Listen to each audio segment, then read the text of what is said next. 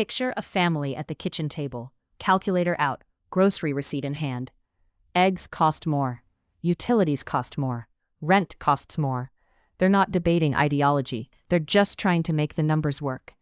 So when Washington says prices are coming down, and your bill says the opposite, something doesn't add up.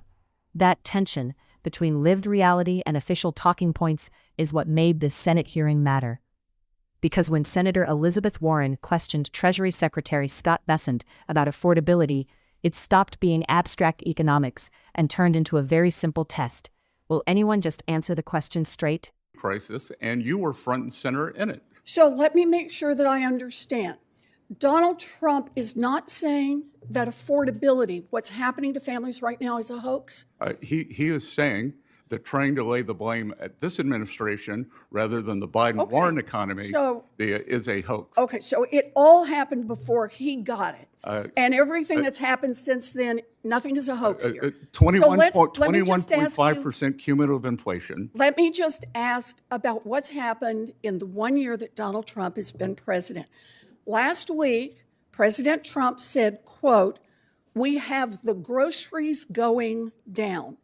Did grocery prices drop in 2025? Numerous prices have. Did grocery prices drop in 2025? Numerous grocery prices have gone down. I'm sorry, I don't know if you can't hear me. Did grocery prices drop in 2025? Numerous grocery prices have gone down. Some of them. And in fact, we have seen inflation at 2.1% for the past 3 months. Have you seen the Bureau of Labor Statistics, that is Donald Trump's own Bureau of Labor Statistics numbers, that report that grocery prices were 2.4% higher at the end of 2025 than they were at the end of 2024.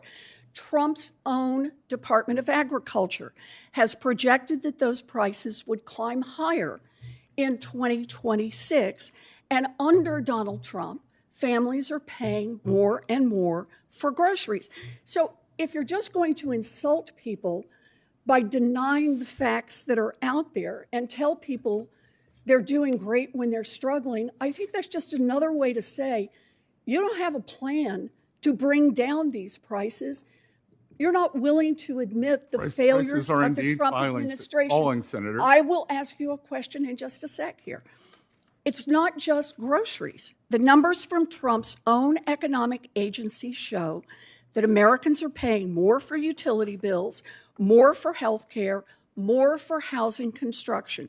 Families aren't fooled by these lies. Mr. Secretary, you owe it to American families to own up what's going on. And Secretary Bessent, I have one more question for you while I have you here.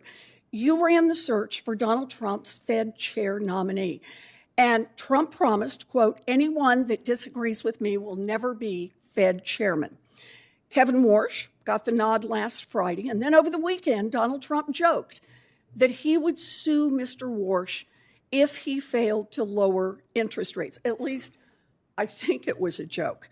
But just in case, this should be an easy one, Mr. Secretary. Can you commit right here and now that Trump's Fed nominee, Kevin Warsh, will not be sued, will not be investigated by the Department of Justice if he doesn't cut interest rates exactly the way that Donald Trump wants? That is up to the president.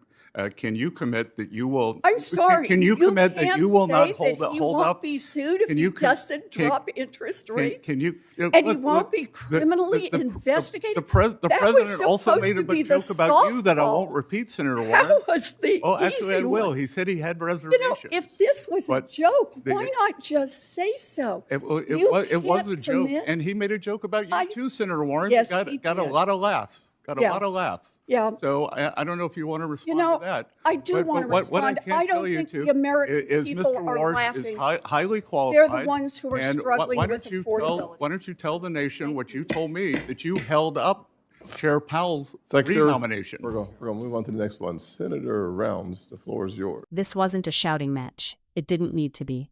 A simple question was asked. A simple answer never came. And sometimes the quietest evasions tell you the most. Because in the end, affordability isn't a talking point. It's rent, groceries, and interest payments.